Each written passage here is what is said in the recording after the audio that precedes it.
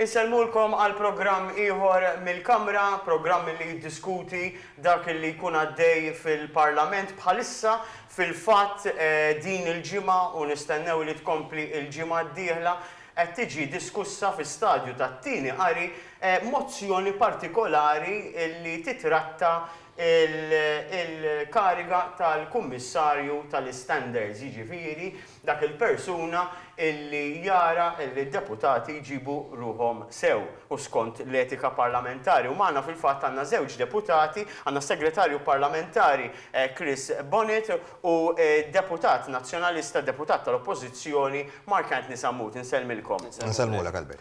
Ħannibdew, mela, il-gvern qed iressaq din il-mozzjoni, qed isejħilha mozzjoni mekkaniżmu ta' żblokk sewwa bħalissa kif forsi tafu dawk li qed isegwu dan il-programm qatt m'għandniex kummissarju tal-Standards. Għaliex dan il-gvern fil-leġislatura ta' qabel din biddel il-mod kif jinħatru numru ta' nies, inkluż kif se jinħatar il-Kummissarju tal-Standards illi jrid jikseb 2/3 tal-vot parlamentari. Jiġifieri jrid ikun hemm ukoll l-appoġġ ta' l-Oppożizzjoni u l-inqas parti mill-Oppożizzjoni. Dan l-aħħar ġimgħat rajna ħafna ismijiet itiru, ħafna botti u risposti u kien hemm min qal u ħanibda b'din il-mistoqsija, hemm aħna, speċjalment minn forsi huwa jappoġġja lill-gvern iktar u ma qabilx ma' dan il-pass, hemm aħna din ta' 2/3 ma taħdimx għax l-Oppożizzjoni, il-gvern se jressaq, l-Oppożizzjoni qatt mhu se taqbel, l-Oppożizzjoni tressaq u l-gvern qatt mhu se jaqbel. Dak li qed jiġri bħalissa u l-bżonn ta' dan il-mekkaniżmu qed jikkonferma li din ta' 2/3 hija falliment? Le, ila taħdem 20 ta' snin, ħadmet fuq ħafna karigi, l-Ombudsman, l-Awditur Ġenerali, kemm il-darba qbilna, anzi kull Prim Ministru qabel Robert Abela dejjem fittex l-appoġġ tal-Oppożizzjoni u instab persuna li tkun komda għaż-żewġ naħat għal dawn il-karigi. L-Oppożizzjoni tajna il-kunsens tagħna aħna f'numru ta' karigi li qas kien meħtieġ. Iż-2/3 l-aħħar żewġ Presidenti tar-Repubblika, l-Eċċellenza tiegħu George Vella u l-Eċċellenza tagħha Mary Louise Toledo Preca, tajna l-appoġġ tagħna minkejja li seta' talab maġġoranza sempliċi. U kienu diversi dawn id-drabi fejn dan il-mekkaniżmu ħadem u importanti li nħallu dan il-mekkaniżmu partikolarment għal karigi bħal dik ta' dan il-Kummissarju tal-Standards li l-kariga tiegħu hija sensittiva kważi iktar minn tal-oħrajn għax jissorvelja fuq il-politiċi kollha kemm fuq dawk tal-Gvern bħal segretarju parlamentari u kemm fuqi. Mela xi kollegi tiegħi m'hawnx qbil fuq din. M'hawnx qbil għax għall-ewwel darba fl-istorja il-Prim Ministru ġie b'isem wieħed u qal tal-Oppożizzjoni isma' jew da jew ħadd, anzi mhux jekk ħadd, jew da jew inkella nbiddel il-liġi biex nagħmel il da. U l-ebda Prim Ministru qabel Robert Abela ma ġab ruħu b'dan il-mod. Ir-raġuni għalfejn tissir, ejja ħa nitkellmu ftit fuq x'qed ngħidu fil-Parlament. Il-mekkaniżmu li qegħdin nipproponu, kulħadd jaqbel miegħu. Kulħadd jaqbel mal-mekkaniżmu tal-anti-deadlock, tieni ċans. Kulħadd jaqbel mal-mekkaniżmu. Kellek il-President li fid-diskors tal-Istat tan-Nazzjon f'Ġunju li għadda qala. Kellek l-Ombudsman stess li tant qed isemmi Mark illi qala wkoll fir-rapport tiegħu. Kellek il-Kummissjoni Venezja illi tkellmet favur l-anti-deadlock mechanisms. Kellek ukoll il-PN stess illi fl-2015 f'rapport tal-Governanza tajba għalita u fl-2017 fil-manifest elettorali għalita wkoll u kellek esperti legali oħra fosthom ex-deputati tal-Partit Nazzjonalista, mhux tan-naħa tagħna, illi qablu ma' dan il-mekkaniżmu li maħniex naqblu fuqu huwa il-metodu ta' kif isir. Issa l-metodu hemmhekk fejn toħroġ id-differenza ċara bejn iż-żewġ partiti għax għandek min jippreferi jingħalaq ġo Kamra konklavi u joqgħod jaħmi bejniethom bħalma jagħmlu Mark bħalma kienu għamlu meta Maront Lewis Gallia biex itajru l-Adrian Delija tajjeb u jażlu ma joħorġu b'isem wieħed. Mbagħad għandek minn naħa l-oħra għandek min, kollox dokumentat hemm meta Maront Lewis Gallia. U mbagħad għandek min bħalna illi bħal pajjiżi oħra m'għandna l-ebda problema naħsbu illi għandhom ikunu ir-rappreżentanti demokratikament eletti mill-poplu. Illi meta jkun hemm dak it-tip ta' blokk immorru quddiem il-poplu fuq it-television, mhux fil-moħbi fuq Parlament TV jista' jarana kulħadd u jkunu r-rappreżentanti tal-poplu jiddeċidu mbagħad jekk il-poplu ma toġbux il-ħatra li tkun saret u mbagħad jiġġudika l-poplu. Aħna qatt ma kellna problema li ġġudikana l-poplu, ħadd ieħor il-poplu ġudikah. Però għadhom mhux qed jaċċettaw il-fatt li l-poplu għażel. Li mill-ġudizzju tal-poplu, l-oppożizzjoni qed tgħid u mbagħad ħadd wieġeb intman. L-oppożizzjoni qed tgħid li l-Prim Ministru ġib dan l-isem u qed take it or leave it. Ara, le, il-fatti mhumiex hekk. Il-Prim Ministru hija dokumentata u qala fil-Parlament u spjega kronoloġija tal-fatti kif ġraw in-negozjati mal-kap tal-Oppożizzjoni. Il-Prim Ministru u kap tal-Oppożizzjoni kienu ħarġu b'żewġ ismijiet. U kienu ddiskutaw iż-żewġ karigi flimkien, iż-żewġ karigi jiġifieri l-kariga ta' kummissarju għall-standards u l-kariga tal-ombudsman. Il-Partit Nazzjonalista kien issuġġerixxa li jmorru bil-kontra, illi jkun hemm l-imħallef Joseph McKean, illi jkun il-kummissarju standards u l-ex-prim mħallef ġewwa Zoppardi illi jkun ombudsman. Aħna ma konniex qbilna u qbilna illi l-ombudsman għandu jkun Joseph McKean u Bernard Gregg kien qabel mal-Prim Ministru. Mu veru xejn. Kien qabel mal-Prim Ministru hija dokumentata bil-miktub għall-Prim Ministru illi ġewwa Zoppardi li huwa kandidat idonju ħafna u bad nitkellmu fuq il-kwalitajiet tal-ex-Prim Mħallef ġewwa Zoppardi illi jkun u l-Kummissar l-Standards wara ftit min jiġbed l-ispaga ta' Bernard Gregg fosthom sieħbi Mark hawnhekk. Ġeluh imur lura mill-kelma u qal il-Prim Ministru ma milli għadna m'hemm xejn għax dik hija l-maturità. Aħna ħaġa waħda importanti, dawn għandhom mentalità illi jew jgħidu huma jew xejn. Aħna bħala Partit Laburista bħala Gvern Laburista mhux nħallu lil ħadd li l-istituzzjonijiet u l-poplu ikunu ostaġġi tagħhom. Aħna trasparenti. Il-gvern qed ikun intransiġenti daqstant jew xi ftit jew l-oppożizzjoni. Le laqas xejn, ġadajt lek diversi okkażjonijiet fejn ħareġ bisem il-gvern waħna appoġġejnieh. Il-segretarju parlamentari għal ħafna nofs veritajiet illi qegħdin jipprova jħawat in-nies jqara. Ħa nispjega ftit. Mela, l-ewwel nett il-fatt illi il-kap tal-Oppożizzjoni wara appoġġ għal ħatta ta' ġewwa Zoppardi f'kariga oħra ma jfissirx li għax tajjeb dik il-kariga kien lest jaċċettah f'kariga differenti. Ħantik eżempju. Aħna nistgħu niġgħu u ħanuża lili bħal eżempju x'għad jgħid li isma' ħan nissuġġerixxi li Marti qed tisammu timexxi d-Dipartiment tal-Inġinerija. U ngħidlu iva tajjeb, komdu bih għax kwalifikat f'dak il-qasam tajjeb. Jiġi l-għada jgħid li isma' mhux hemm ħanagħmlu jmexxi d-Dipartiment tal-Finanzi. Jina, għandi kull dritt ngħidlu isma' le għax hemmhekk ma naħsibx li jkun idonejju. Ma jfissirx l-argument. L-argument mhux idonejju. Tajna diversi raġunijiet, però anke fuq din ta' Albert, jiġifieri aħna spiċċejna f'sitwazzjoni fejn qed noqogħdu niddiskutu l-karatteristiċi ta' persuna fil-pubbliku jiena li hija xi ħaġa indiċenti. Di xi ħaġa li qatt ma saret fil-passat. Di xi ħaġa. Però Albert, qed ikollna ngħiduhom fil-pubbliku għax il-Prim Ministru ħareġ ismijiet fil-pubbliku. Għax indiċenti hu, għax pastas. Din, pastas, b'rispett kollu, pastas. L-argument. Pastas min jattakka.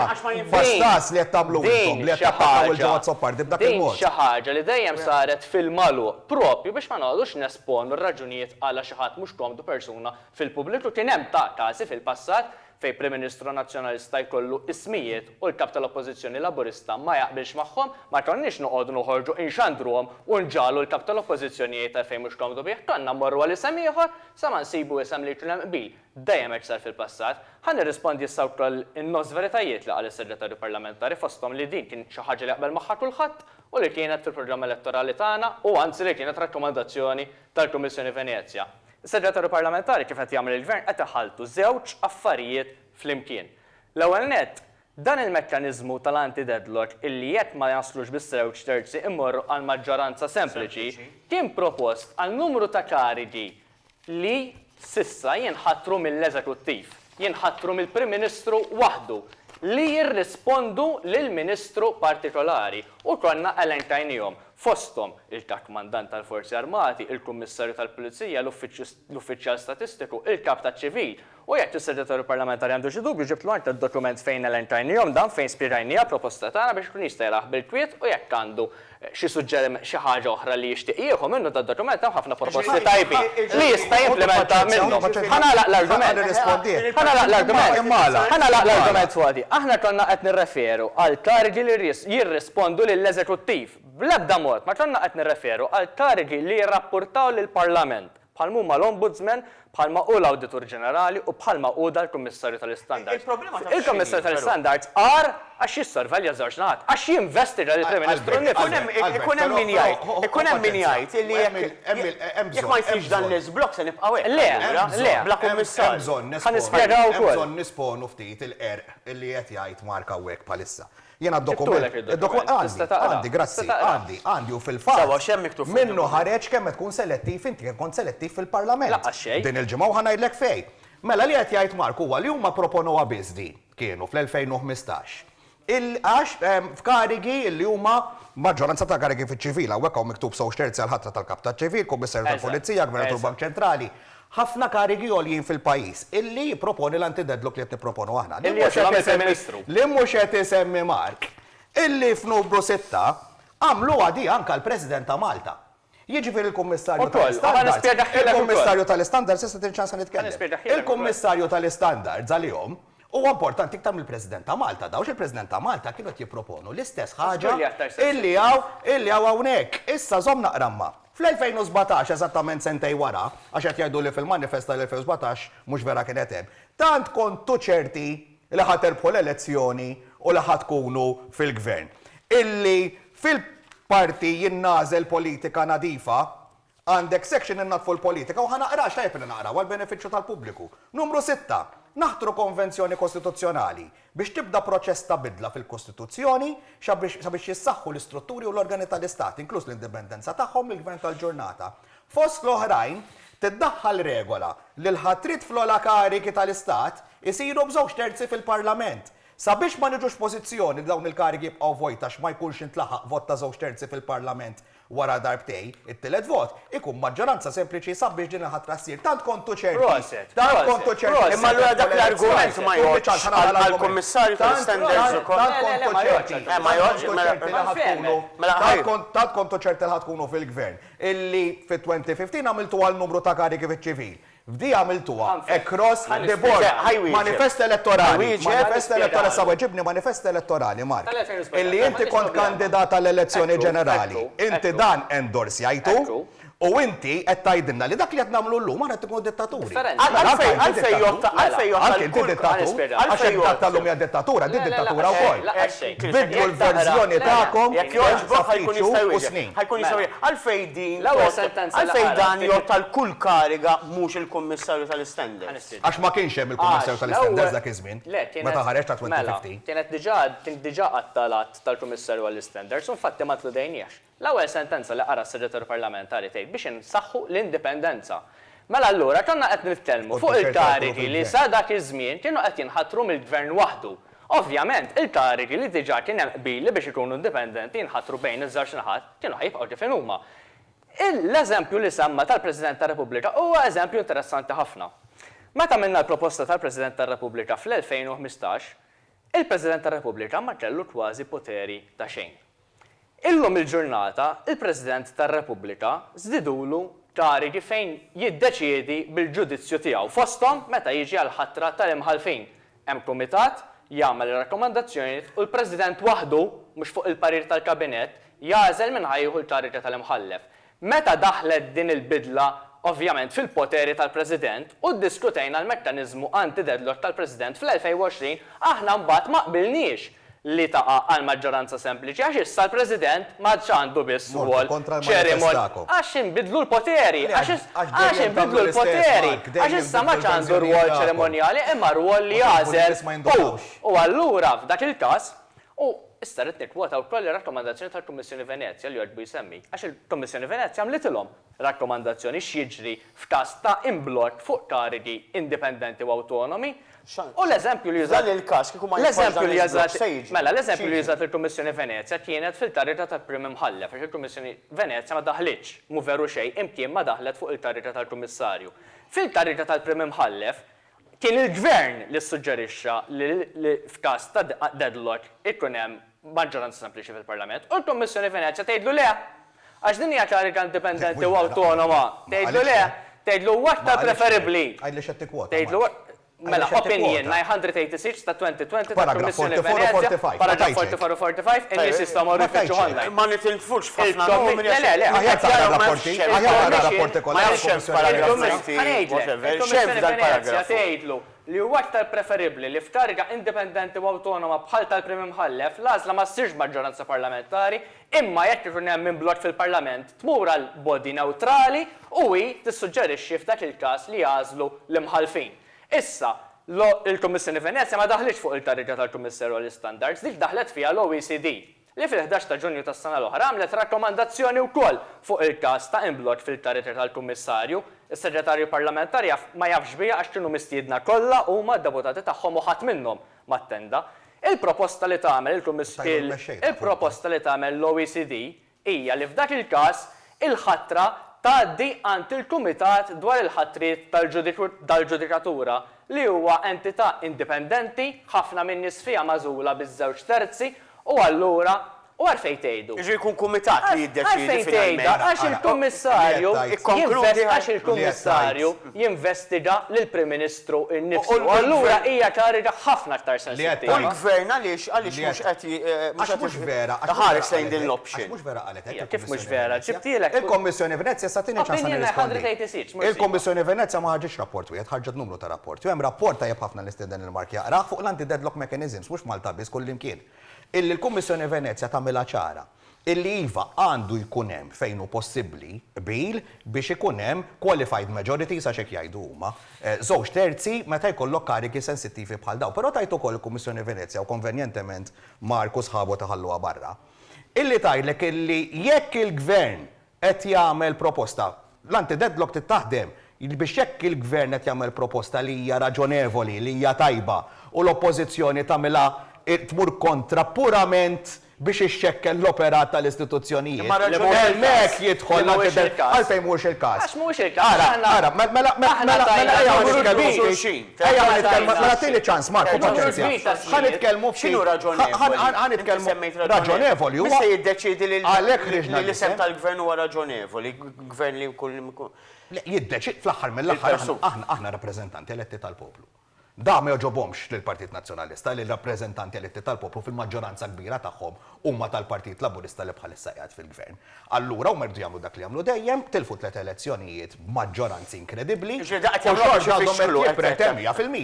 Anzi iridu mela il-proponenti spiet ta' nies laqqas kienu jafu li kontu ħadd tipproponuhom. Towni naqra.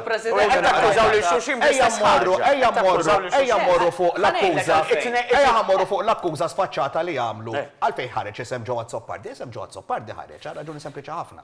Biex nuru lil kulħadd illi kien bniedem idonju għal dil-kariga, li huwa bniedem idonju għal dil-kariga, x'in ġew darhom mal-ħajda għax jafu li l-ex-Prim Imħallef ġewwa Zoppardi huwa bniedem kapaċissimu, x'in ġew darhom mal-ħajda bdew jivvintaw erq u gideb sfaċċat biex jipprovaw jiskreditaw issa ta' dil-ġimma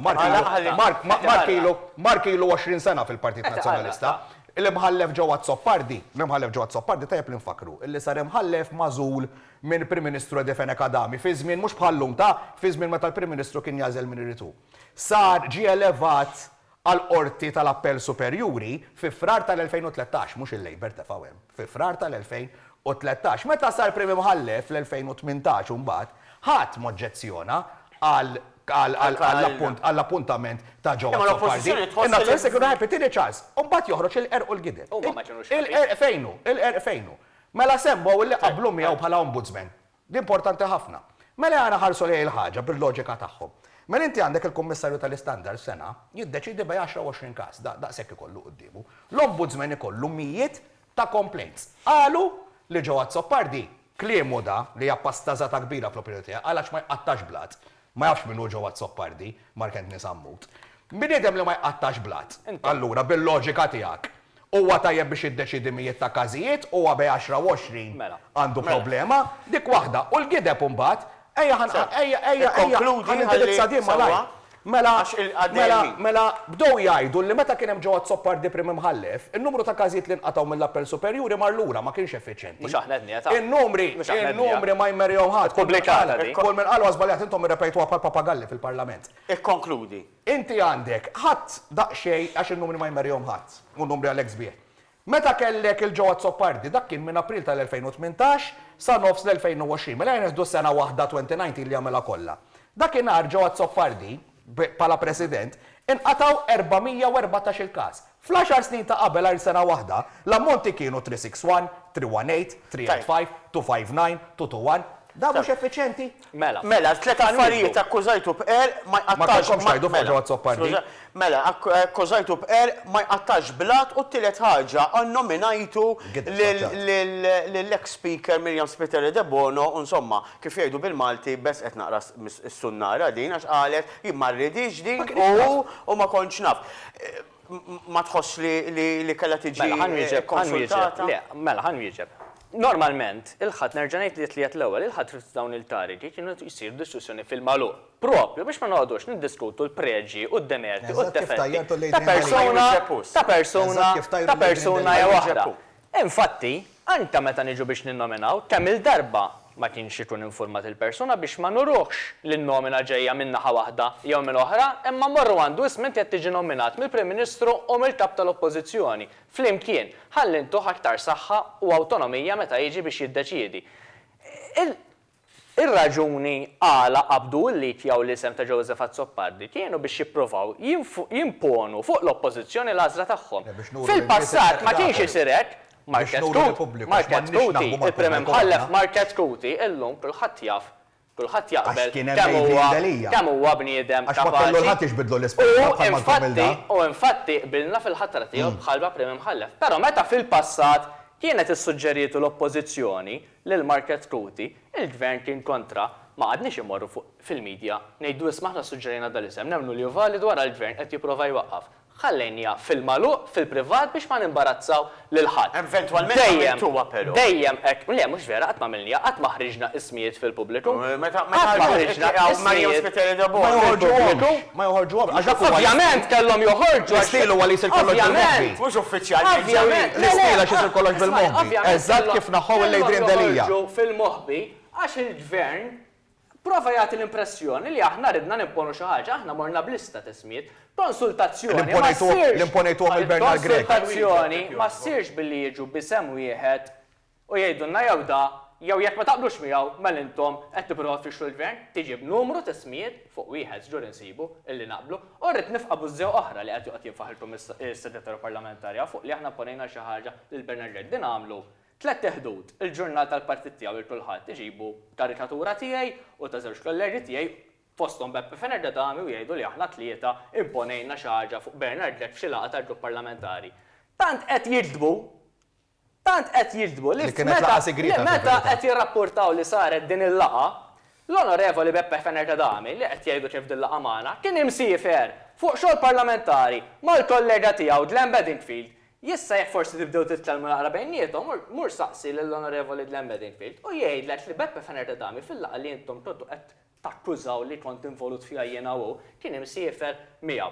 Dik bużi oħra li nixtieq nifqa' fost il-gideb u l-ingan illi qed jippruvaw jispinjaw biex idawru l-arroganza u l-impożizzjoni tagħhom li din il-tariga jibda jagħsilha biss il-Prim Ministru u jippruvaw jitfadan fuq l-oppożizzjoni. Tajjeb, ħanal u għax sar il-ħin għandkom ftit sekondi, naf li ftit sekondi u ma ftit wis, imma ftit sekondi biex twiġbu dil-mistoqsija kif tiġġudika x-xogħol tal-ħidma tal-ex issa kummissarju tal-Standards George Hisler. Se nibda minn Mark Antony nagħlaq bek. Jiena naħseb li l-ex kummissarju għamel biċċa xogħol tajba, eleva dan l-uffiċċju mix-xejn għax dak l-ewwel persuna li okkupah. ħa n-numru ta' inizjattivi mhux biss meta ġie biex jgħadmel rapporti u jaqta' każijiet, imma anke għamel numru ta' proposti u rakkomandazzjoni ta' kif nistgħu insaħħuh dan l-uffiċċju u naħseb għandna bżonn li jkollna kummissarju issa numru ta' rapporti li jagħmel. Is-sekondi għaddejjin ma tantx għandna. Infaħru għax numru ta' rapporti li jagħmlu waslu għal numru ta' deċiżjonijiet fosthom anke riżenji